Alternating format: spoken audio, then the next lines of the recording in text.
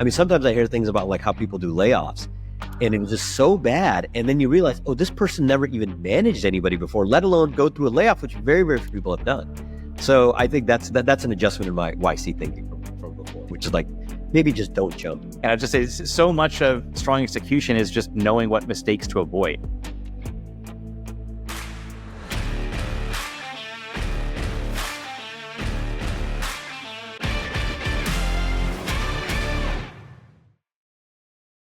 Qasar and Peter, welcome to 1 to 1,000. Thanks for joining. Thanks for having us, Erik and Jack. Thanks. Qasar, why don't you start and give us a brief kind of history of the idea maze of applied intuition? You were previously a COO at Y Combinator and partner there for many years, and you helped so many entrepreneurs think through their idea mazes. So I'm curious how your thinking on navigating the idea maze has evolved and how you applied it to your own startup with applied intuition. Yeah, it actually goes back before Peter and I started Applied. We're both Michigan people, and we both come from the automotive industry, both our families and our kind of our work experience. You know, we're very, very deep in the business, and we kind of left it by coming to the Bay Area and working on like things like Google Maps. And then, so in the time of YC, Cruise was acquired by General Motors. We started talking again on what are interesting businesses we could build in the space. It was percolating. This space was percolating in the back of our heads for quite some time. I think the Cruise acquisition, I think, showed that the car companies are going to play in the space. Like they're not going to just sit around and let Uber and Lyft and Waymo and Tesla take the business. So that was an important kind of, I think, realization. So we had a very methodical view about actually figuring out what business to build. So we were like, okay, the Venn diagram of cars and software is the thing we want to play in. Okay, so what's an interesting business to build in it? And just for the audience to make sure we're all on the same page, a business is revenue minus expenses equals profit. It's not just like not just raising money. Just raising money or Series A or Series B. So we were already thinking about cost basis. And one of the true things about the Bay Area is the cost basis is high. So we wanted not to work on, and I think our own technical area of interest, we didn't want to work on something that would be like a commodity thing. So we always kind of veer towards more, let's say, the NVIDIA rather than, it's like a giant company that does like pretty easy stuff. There's many, but NVIDIA is just a great example of a very technical company that wins on their technical strengths.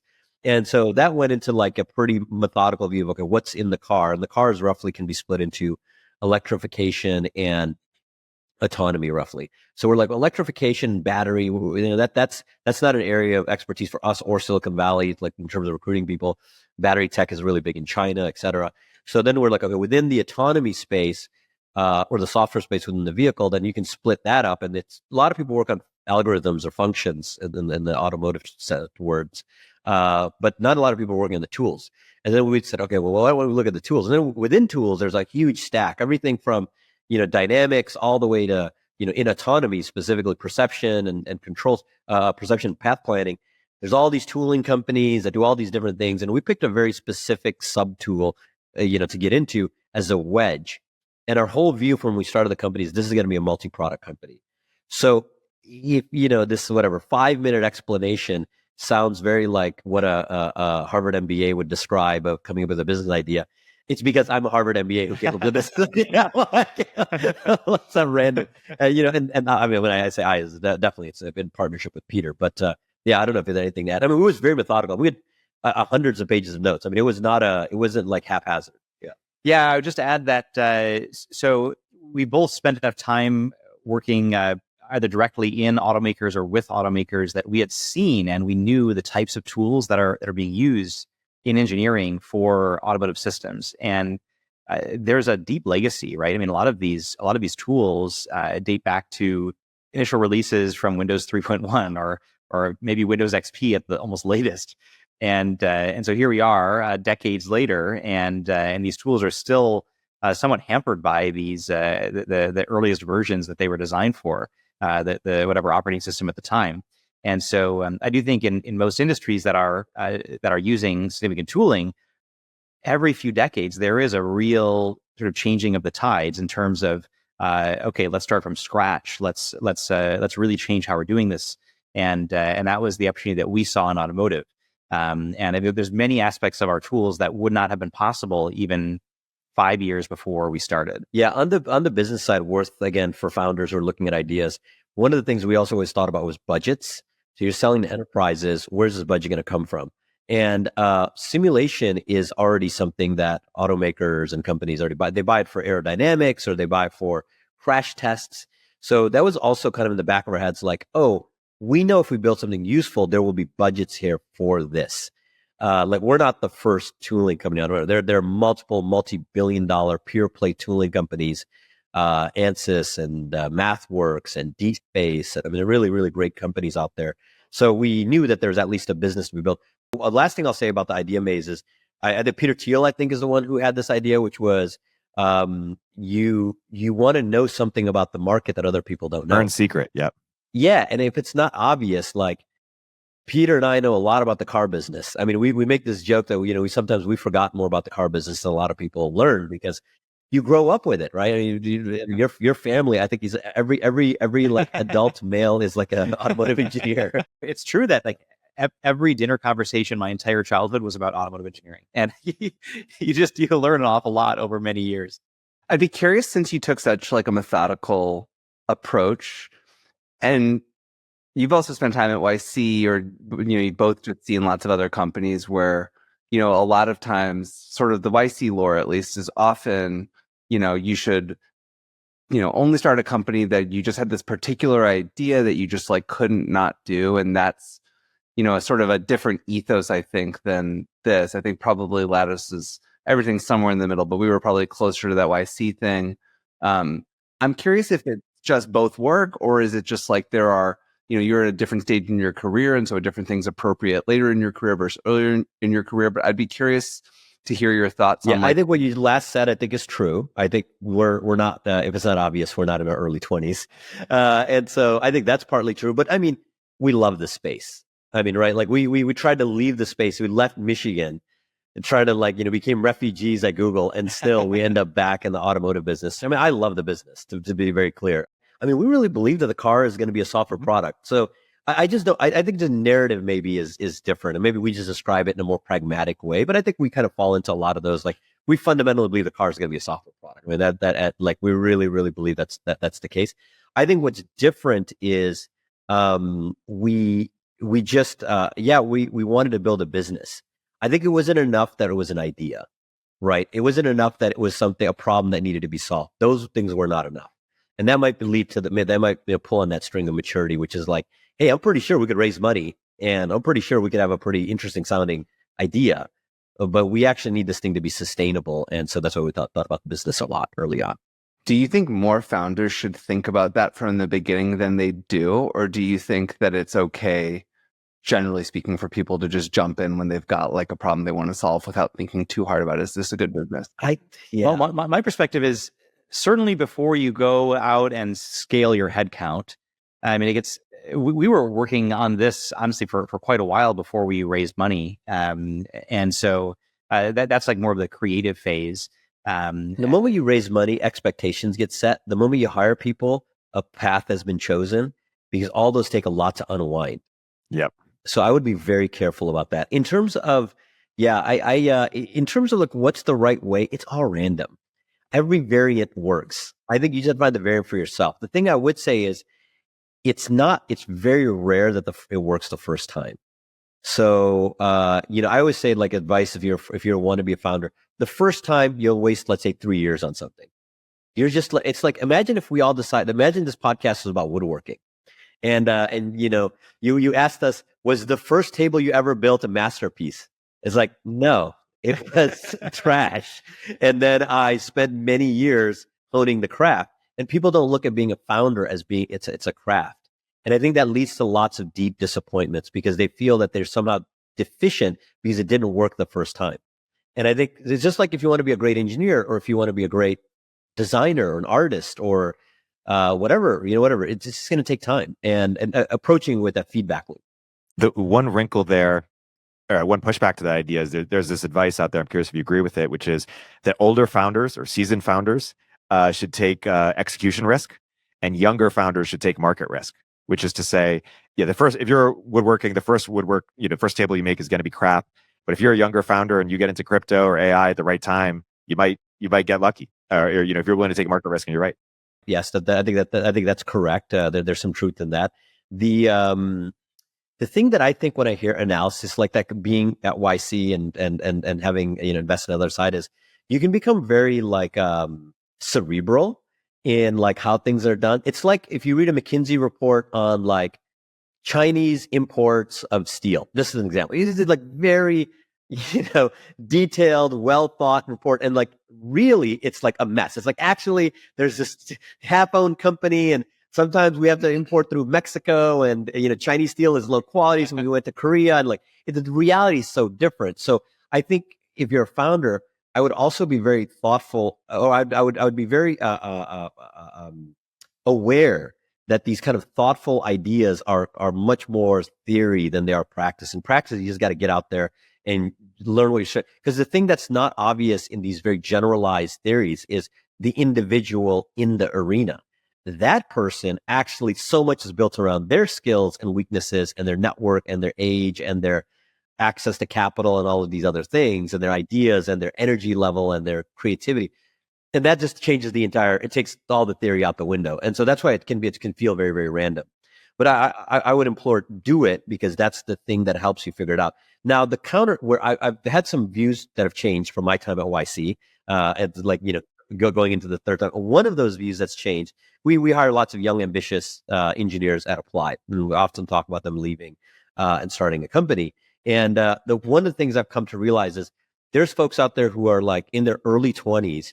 They've never managed anybody. They haven't done basic things that you need to do at work to kind of like how to run effective meetings. And they're like, I'm just gonna do a startup. One of the people I said, hey, this is like, because he said to me, dude, you say there's no way to learn how to be a founder than just being a founder, right? So I said, yeah, but it's like, let's look, we're climbing Everest, and Peter and I have gone up and we've come down a little bit, and we're like, holy shit, that is difficult. And you're like, I'm ready to go. And it's like, but hey, I'm just using a random name. Hey, Steve, you don't have climbing shoes. You're wearing slippers. This is going to be a disaster. This is a problem. You've never managed people. You've never shipped a product. You know what product market fit is. You don't know how to recruit. You don't know these really core things. But if you spend a couple of years and you learn some of those things, so when you go out, you'll have some of that muscle. So then you can allocate your part of your brain on other things, and you have some foundation to work on. That's a change. I think I remember asking Paul Graham, maybe late night 2012 sometime, just hanging out at YC after like a demo day pitch. It's like, oh, do you think people should drop out of school and just start companies? And he surprisingly said no.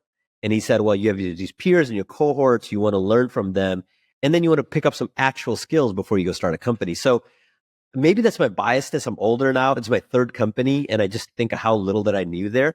But I think there's also truth in it, because the narrative in the public of the Patrick Collisons, the young genius, those are much more the exception. The median age at YC was 30.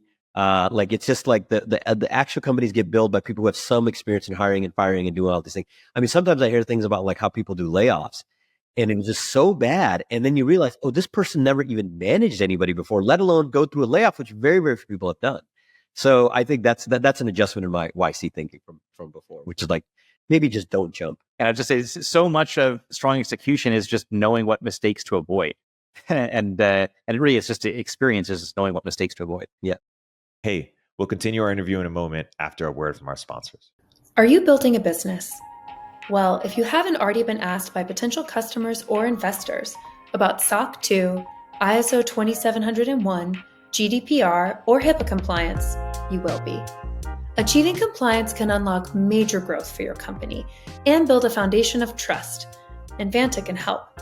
Vanta automates up to 90% of compliance work, getting you audit ready in weeks instead of months, and saving you up to 85% of associated costs. Vanta scales with your business, helping you successfully enter new markets, land bigger deals, and earn customer loyalty. Bonus, for our 1 to 1,000 listeners, you get $1,000 off Vanta. Just go to vanta.com/1000. That's VANTA.com/1000.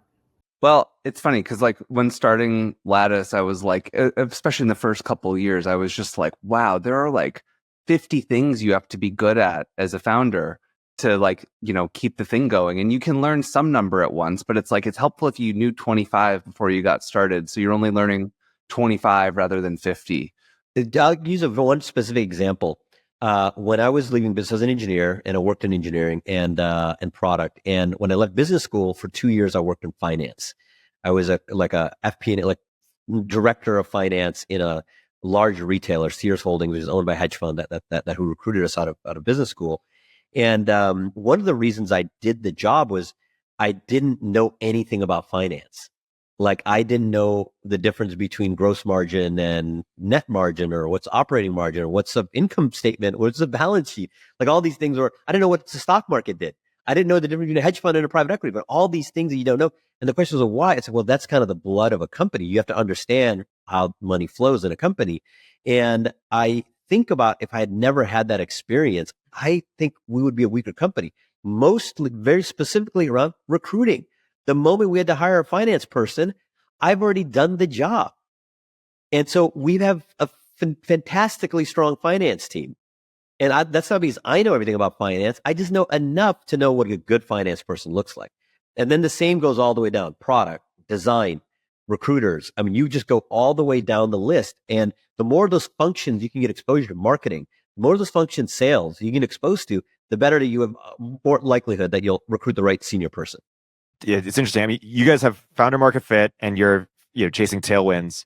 When the founders out there who are 26, who maybe spent 3 years at a healthcare company, I don't know, pick some industry, there's a question as to whether they continue working in the industry they've worked at, even if it's not obvious that that's the industry of the future, or whether hey, AI's here, crypto's here, whatever new trend that they can go, that they're early enough in their career that they can go get smart at, but they don't have any advantage yet. Yeah, I would say it's not about you. It's what the market wants. So hopefully the market wants something that aligns with your background and skills, but there's no justice.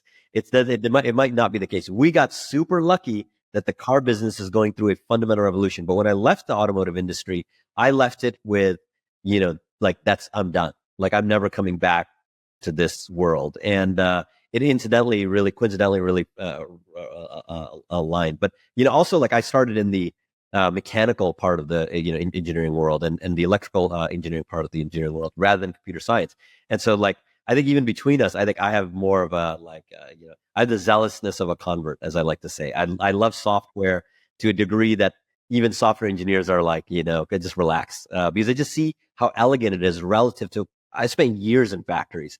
It is very, very difficult to when you have hardware bugs, quality deficiency, or they don't call them hardware bugs, they call them, quality problems. And it's just like, you can spend months chasing down a tiny, I personally have, and you never forget those things. The line, "I spent years in factories," conveys a gravitas that is, the book that we love at Applied is High Output Management by Andrew Grove. I think it's maybe the best, but we require people to read it, and the point that I would say there is, like, he uses so many analogies about factories. I do think it's influenced the way we run the company, because I think we think about it as a machine. Yeah, constantly about productivity. And we constantly about productivity. You think about, like, in a factory, the thing you obsess about, we think about many things, but one of the things you obsess about is inventory management and material handling. And in the software company, most of your money is going to be in salaries. So in the inventory is actually humans. And so it's managing, and you should be spending an inordinate amount of time on figuring out how these humans work and how to make them better, make them more happy, make them more productive, talk about productivity, all that stuff. And I often find founders, this like a second thing to them, because really they're thinking about, do I really like crypto, or do I really like something else? Or am I going to be able to raise money? And it's like, actually the factory and what it outputs is actually the most important thing. Everything else is just the secondary thing to that. Totally. Let's segue into people, team, culture. You guys think about it a lot. What are non-obvious ways in which you think about it, or what sort of unique contribution do you think you have here? We put a true daily emphasis on culture in the company. I mean, to an extreme extent. We talked about it for an hour today. Yeah, Peter and I, literally, with the new teams. To the extent that it's a hard criteria in our recruiting. We compensate against it. We have a bunch of mechanisms on which we actually actively cultivate the culture that we have in the company.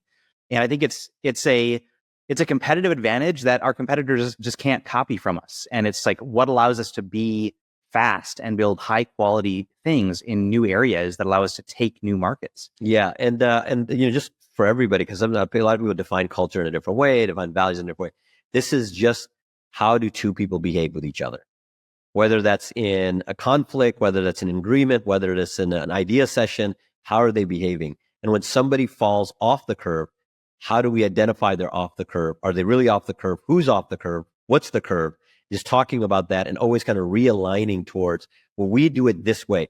And if those values are not consistent, ours you could roughly boil down to extreme pragmatism.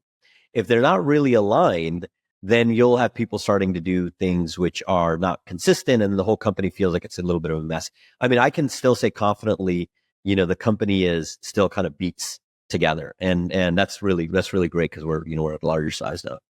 So you guys are, I think, almost 450 people, and you're global, right? And there's been this kind of tension towards, or this sort of tendency. People are saying, "Hey, let's get back in offices. Let's the experiment with remote didn't go well for lots of companies, mine included." I'm curious how you've thought about that, given your global company. Yeah, this shows our Detroit roots, maybe the deepest of any question you asked so far. We've been 5 days in office since summer of 2021, June of 21. So that's now we're over right when it was allowed. Yeah, when it was allowed.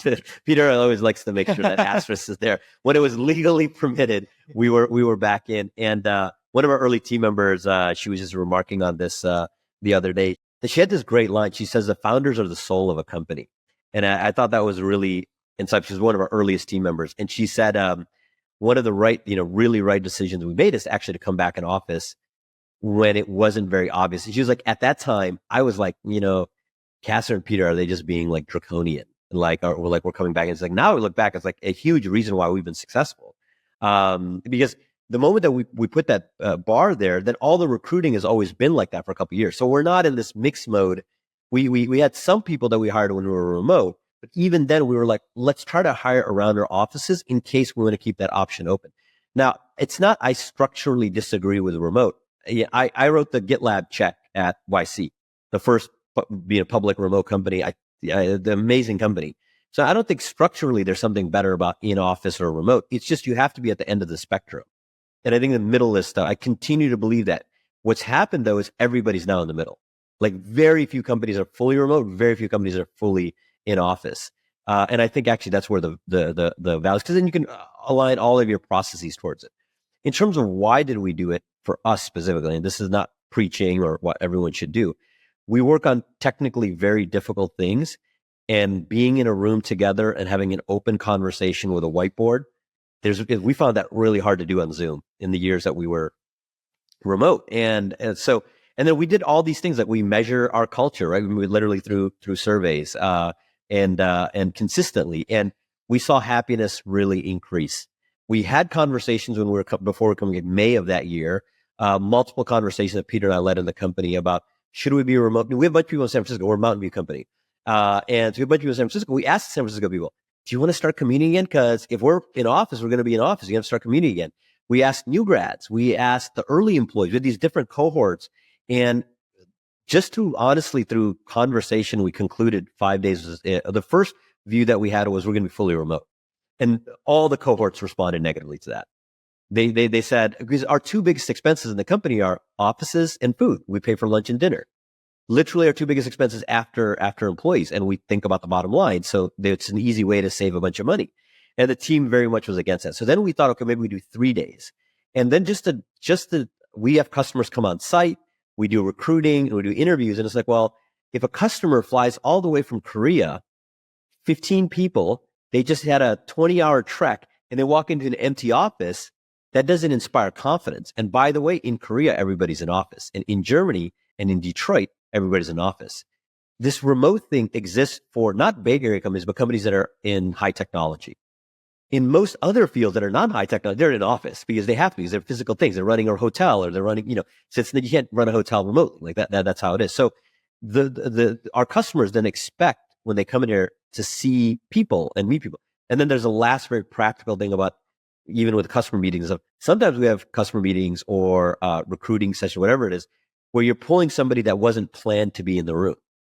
So if you have this hybrid situation or somebody's remote, that doesn't work. Here, we can literally just go down and just say, hey, actually, Jake knows that stuff. Well, why don't you bring Jake in? Or, Carlo, he worked at Mercedes, bring him in and we can have that conversation. And that comes across. And then I think from a customer's perspective, they see us, we move really fast. And it's not only perception, it's truth. I don't know your view on. Yeah, I would just emphasize, I think, so our products, what we build are on the extreme end of highly technical, right? There's a large component of very, very deep, complex math. We have a high percentage of the company have PhDs in their relevant fields. Yeah, literally half the company's PhDs and masters. Yeah. Yeah. So I think as you get to sort of that extreme end of the technical spectrum, the value of being in person, it's disproportionately important. And we saw very meaningful performance and just general productivity differences on our most technical projects from the remote in-person shift.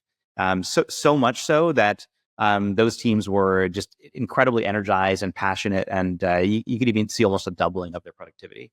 Yeah, and the last thing I would say in terms of a lot of founders, I think about, well, what about top of funnel? Everyone I interview says, I want a hybrid, I want remote, I'm not going to look at it. We're fortunate enough we never did layoffs or anything like that. And we hire about, let's say, 50 to 70 people per quarter, so somewhere around there. And that's not that much.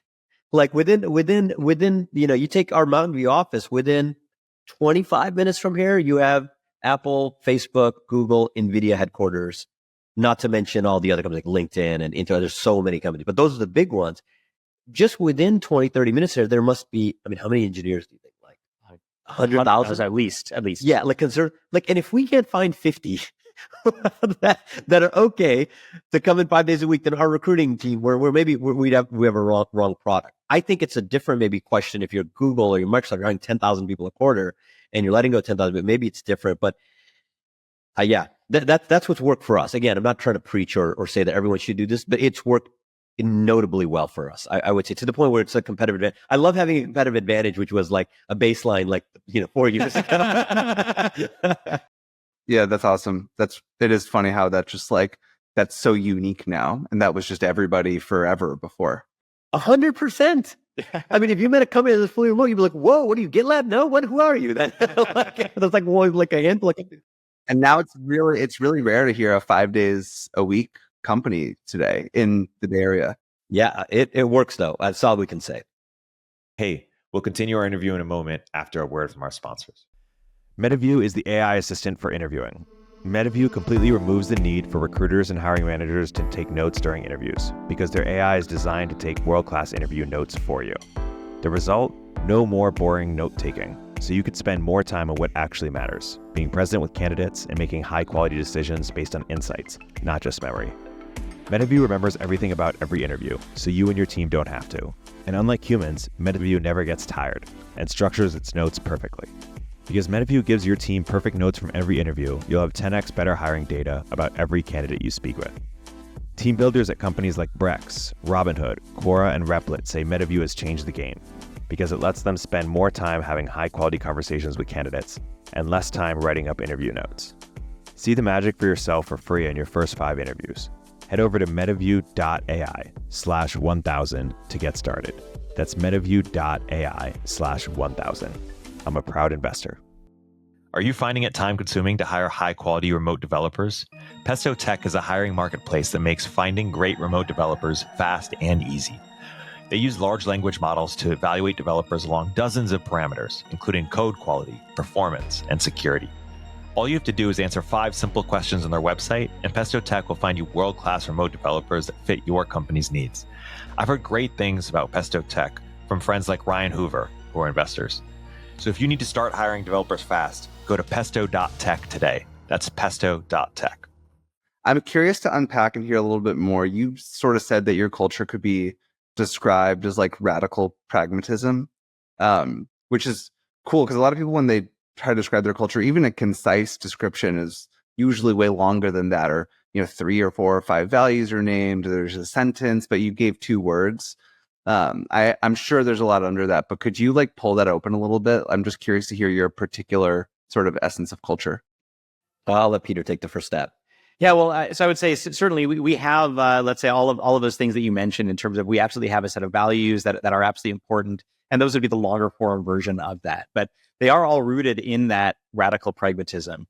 And again, the themes for a successful company: you need to be very customer focused. You need to be quickly responding to what your customers want. You need to build fast. You need to build fast. You need to be building high quality products. We don't want any of our individual values to be innovative, but rather it's the execution of the culture. I think that is innovative.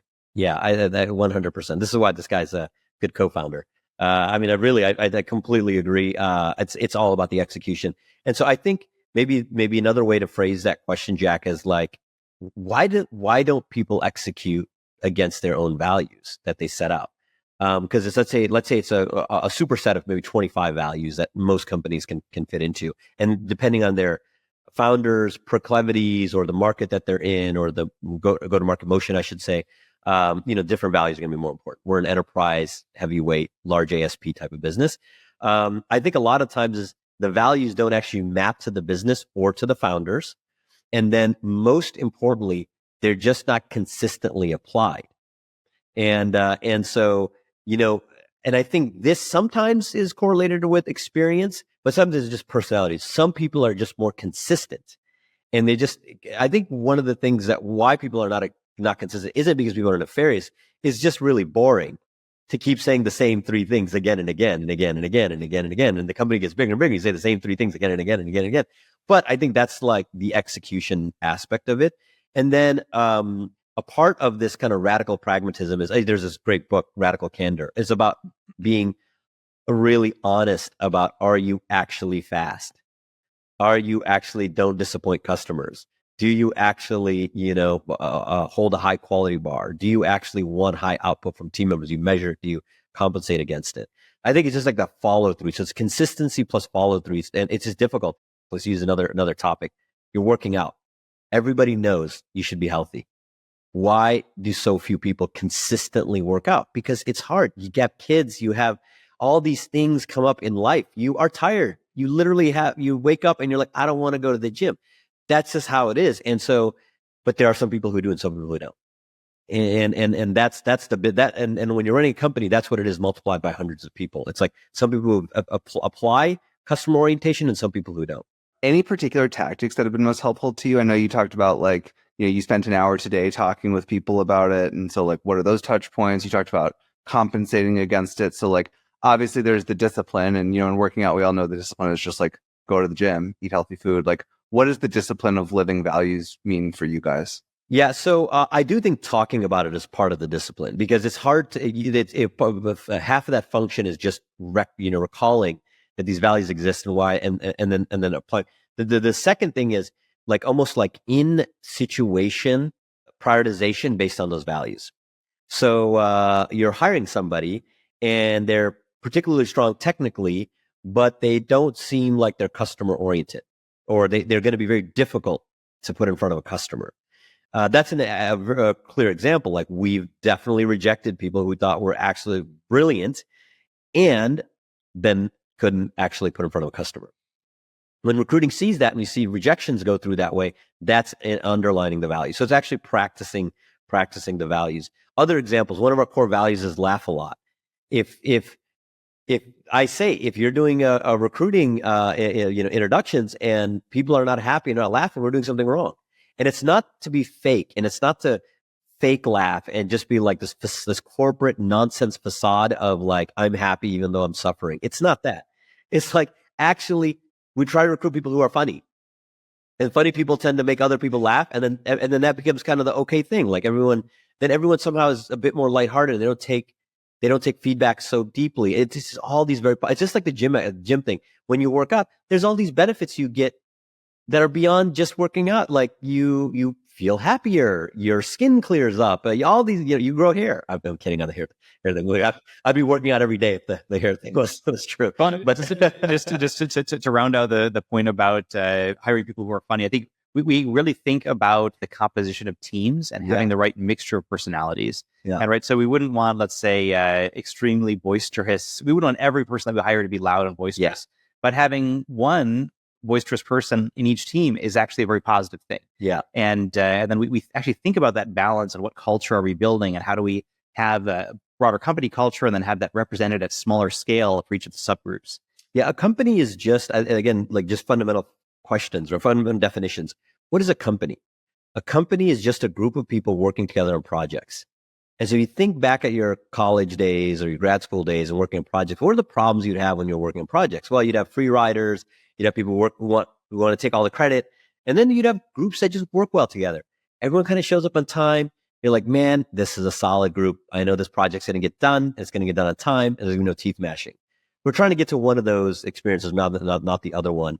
And so it starts with the recruiting, but it goes to talking about it and all the way to the other end of compensation around it. When we do compensation reviews for our managers, when we do compensation reviews for our individual contributors, literally we look at value adherence as the input. As an example where it can quickly deviate, Jack, in your universe, our head of people came up with a new matrix of how we were going to do compensation. And it's funny, like Peter and I reviewed it, we're like, oh, this all seems, and then like it just occurred to us, oh wait, these are not actually our values. Like, let's just take this concept and put our values on top of it. Now we get true alignment. So even in a company that's obsessed with these kind of things, it's just very easy to drift. But I think, for founders, the first 10 people have to kind of really absorb those values. So you need, if laughing is a core value, which for us being a hard driving company, if you're not laughing on the other end, it becomes insufferable and you'll see attrition go up. So it's not just a nice to have that people are having a good time. It's a core requirement. Then we have to recruit people who have that. It's so fascinating because in the last few years, there have been some challenges at a lot of companies where a small set of employees will kind of wield the company's values against them, or, they'll be like activists within, you mentioned Google before. That's a famous example. And you could say as a value, we don't want any of these types of people, but you could also say, hey, we want people who are going to come in 5 days a week and who are going to be funny. And I bet you guys had way less of that than other companies. Yeah, I think there's some truth. Yeah, absolutely. There's some truth in that. I mean, another like controversial, I would say, or controversial is maybe too strong a word, but a not common thing that we say is in opening recruiting calls, our recruiters say, we don't pay top comp. And that's almost like for a company that's an autonomy that hires PhDs almost exclusively from Stanford, MIT, and Berkeley, and Google, like over half the company comes from just those 4 institutions. An extremely competitive group of people that are sought after. You lose people right off the top. But what I think the smart people recognize, honestly, is the equity grows and I'm going to be fine. And so the truth is, the vast majority of our team is in the 99th percentile in compensation because they've grown with the equity. And so like these little things actually end up playing. So what we're really doing at the top of the funnel by saying 5 days in office and, not top comp is you're just filtering out that person who's on the internet forum saying, I have 500K total comp from Microsoft. I have an 800K offer from Coinbase, but I want to make sure Coinbase isn't a pip shop and I can do 10 to 4 because I don't want a full-time job. This is real. I'm not making this up. The 10 to 4, I don't want Coinbase to be is Coinbase a pip shop is a real question. And that to me is like, even in the worst world of finance, when people were getting overcompensated in 90s and 2000s, they were still working stupid hours. When was it a good use of time? That's debatable. But it's like, that's what kind of gets tech kind of a bad name. And I'm not saying we should have a reality where everyone's chained to a desk and working 7 days a week. That's not sustainable and it's not fun. And you'll lose people. But you also can't go to the other extreme. So there's a subcomponent of our unspoken value that you're hearing, which is we look for balance. So we really look for balance, and we don't want people on either extremes. And I think we have all these mechanisms to self-sort. So one of the ways, the tactical things, Jack, as you talked about, Peter and I shot a bunch of videos that talk about these core concepts. The most specific one, Erik, as you're mentioning, is focus on we call focus on the work, which is we don't talk about politics inside the company. And Peter and I spend 3 to 5 minutes describing why. And it's, I think, a very rational view, which is it can be divisive. We're a software company in Mountain View. That's the problems we're trying to tackle. We can't tackle everything else. And there's some, and we say in the video, it's not that we're morally superior to you or inferior to you. We're also not inferior because we do it this way. It's just that that's the company we're offering you, and don't accept the job offer with the expectation. And that has helped us tremendously. We did a video on 5 days in office. We do a video. I mean, we just talk about these things, and it's just worked well. That makes a lot of sense. I want to segue into a thread you dropped earlier when you said, you mentioned one of the things you changed your mind about since YC. What are other things you've evolved on since your time at YC about company building? Oh man, I think top of the list. I still occasionally angel invest. I'm always looking at, can these people recruit? That's the business. like everybody talks about what's the business of Silicon Valley is recruiting. In the sense that if you have the right people, you can attack almost any technical problem. It used to be fundraising used to be but there's a lot of capital out there now. So fundraising is actually not the business. So now I would say like the aptitude for those two people, sometimes two young people can be very effective at recruiting. And sometimes two experienced managers can be very ineffective at recruiting. So it's not, anything that's correlated to, something obvious, but there's some people are just better at recruiting it. Other things I think, that I learned this actually at YC, but I didn't know it before I went in, is good companies tend to be good pretty quickly. In the sense of, there's this narrative of being in the woods and the founders who toil away for a couple of years, and there are exceptions, and you can come up with companies for sure that fit that. But vast majority of companies, they hit the seed round, growth, and then they're at B, the C, and even at a breakneck pace, you're still only at the D 6-7 years later. It's not like you're at the D in like 2 years, right? And so I think more and more you'll see the Brex, Ramp, Mercury kind of explosive growth. I'm just using three that are on the similar category. Explosion. You could say, what's the Hopin? There's a number of the companies that really grow really fast. Lattice. Yeah. I think you'll see that more. I agree with both of those. I use those both as lenses internally too, where we're also a multi-product company, and I kind of tend to think that when another product is gonna it's gonna take fast. Not always, and obviously you can inflect the curve, but I think like if something's going to hit, you know sooner than people might want to admit, generally speaking. And I also think with the recruiting thing, for me, that's a big lens with execs too, is like they can be smart, they can know everything, but like one of the big jobs of an exec too, just like an early stage founder, is be a recruiter. Yeah, there's a practical reason, by the way. Let's say the absorption rate of the market has increased. It's because each of the subcomponents to get a product to market have all been oiled.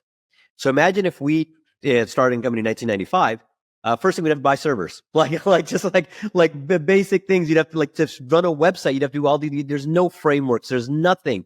Now, everything you can buy off the shelf. The onboarding software, the office management, the conference room management, every single how the seller and the companies reaches out to a prospect, how they engage the prospect, how they see the prospect actually moving down the fit. So the entire pipeline from idea to consumption is oiled and greased in 1,000 different ways.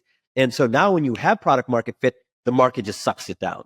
And that's both good and bad. It's like, it's like laws of physics here. So what you lose because you've gotten this hyper, companies can implode much faster too.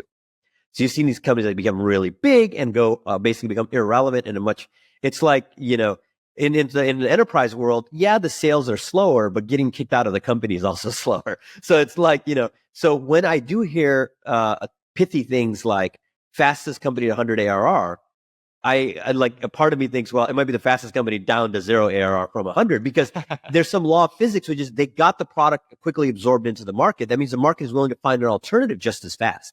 We're talking very abstract concepts, always the case, but I think you guys follow here. I want to gear the last 10 minutes towards product market fit. Qasar, this is something you've thought a lot about. What's something non-obvious that you have a take on, or what is sort of your unique insight or what you've learned about finding product market fit? Product market fit is not a destination; it is a state of mind. Like that's the most, the most bullshitty way of saying. you can get product market fit sometimes in a subset of customer group or on an individual product and multiple products or an individual price point, but that doesn't mean you'll always have it. So what you're constantly really, it's the vague word to describe the love of the product by the market. And those, so it's like, how enthusiastic is the person? You take yourself, you might have product market fit with a specific podcast or YouTube channel, consume a lot of that, but then you stop consuming it. So you go in and out of product market fit, even as consuming an individual unit of content. So I think for founders, I think thinking about that is important. I think we had this, I remember at one point we were doing like, 15 million ARR. We were asking like, do you think we have product market fit? Then Mike Maples was like, yeah, you have product market fit. Companies don't usually get to this fast. Maybe the other thing that I believe that other people don't believe is, it's just so easy to lose it. And so we're just super, super paranoid about, like, we just don't want to be lying to ourselves. I don't know, what are your thoughts? Yeah, I mean, so I think when you hit a point where customers are demanding more out of your product than you can keep up with, and they're willing to pay you a bunch or they'll pay you whatever it takes for you to solve those things, that's when I feel like you really have product market fit.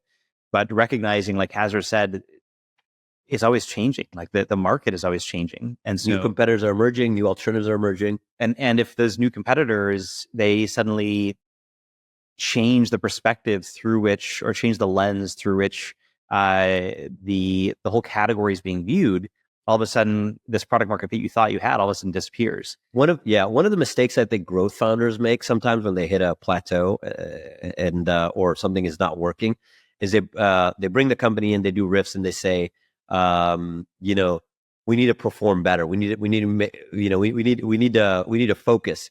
And I think the real vernacular, the words I should say, is we need to refine product market fit. And that really changes everyone's perspective. And because everyone realizes, oh, we're not in product market fit. So all the things that we'd assumed to be true are no longer true. And that actually changes people's perspective, because if you don't say it that way, then people assume, well, the thing that we've been doing still works. We just got to do it harder. And so then it'll work. It's like, no, the puzzle which your piece went into doesn't accept the piece anymore. So we need to fundamentally change it, or this whole thing is done. And I think that maybe that's just some advice for later stage folks. And when did you know that you had it, or did you have different phases of it, or different a bunch of attempts before finding it, or what was your journey? We have many products at this point, and so each of them are at a different level of product market fit. And generally, our kind of meniscus line there is, can you pay for your engineers and your costs of that product, right? And that means you're self-sustaining, the default alive concept. And so I think that's what we're trying to do at individual product level. And that takes actually slightly more sophisticated finance organization to really look at the company as like these sub-businesses that kind of work together. Because if you're not careful, you can actually go in this weird extreme of like tallying, well, I did a meeting with this team and therefore they allocate this much headcount. There's all these weird things that start happening. But yeah, it's always evolving, and each of the products I think is in a different phase. But there are products for us that make a really good amount of money, and there's products that don't make any money. And so we have to always be balancing those needs. Yeah. To go full circle to the beginning of the conversation, you mentioned in the idea maze, you knew that you wanted this to be a multi-product company. Do you think more founders should be going in with that level of kind of foresight or detail? It's tough to say because it's just really hard to do. So it's kind of like, why does I'm so out of the loop with sports that I don't even know why does Michael Jordan, I think that's my reference point. It's like mid-90s basketball. It's like, why does Michael Jordan put a ball in the hoop? You come up with lots and lots of reasons, but somehow he's figured out to put a lot of balls in the hoop. And so I don't want to just say to founders, make sure you shoot really well. We get it. You're supposed to shoot really well. So I don't know what the exact kind of answer there is in the product, multi-product. It is ideal. I think multi-product companies are more robust just because you're just not, one of our products that take a open source hit, or one of our products that take a competitor who comes in and underprices us, but we got many others to come and then swarm them, and that's worked really, really effectively. Yeah. I mean, of course, the expectations that investors have for growth companies are that the revenues just keep growing to the nth degree, and I think a trap that you can get caught in, right, is if you're the product that you've built, all of a sudden you're starting to hit some sort of ceiling on the market. And so that multi-product diversification all of a sudden allows you to have many bets towards keeping that revenue growing at the rate that the investors are expecting. And what's challenging though, is you try to put a lot of bets down. Guess what? Now you're not focused. You're not focused. And that's like, you read Amp It Up, but Dr. Slootman says it's all about focus, guys. We're reading it, Amp It Up as a company, as a kind of our little book club. And that's like what he talks about all the time. Focus. That's great. We're at the end here. This is a great episode. Is there anything that we didn't get to that's important to leave the audience with? Yeah, I think when people say doing a startup is hard, I think the misnomer is, at least the misunderstanding I had, I should say, was I thought it would be like intellectually complex problems or something, like you just can't figure out how to architect this specific thing that you're actually, all that stuff's easy. The hard stuff is telling somebody it's 5 days in office and continuing to repeat that again and again. And so embrace, as the saying goes, embrace the grind. That's actually the difficult part. And take the path that you think is right. I mean, sometimes what you think is wrong, so you have to be careful. So take the path you think is probably right, but don't be too confident in it, but be confident enough to take it. A lot of paradoxes along the way. Absolutely. Qasar, Peter, thank you so much for joining us today. This has been fantastic. Yeah, thanks for having us. It was fun. Thanks for having us. Yeah, okay. Thanks, guys.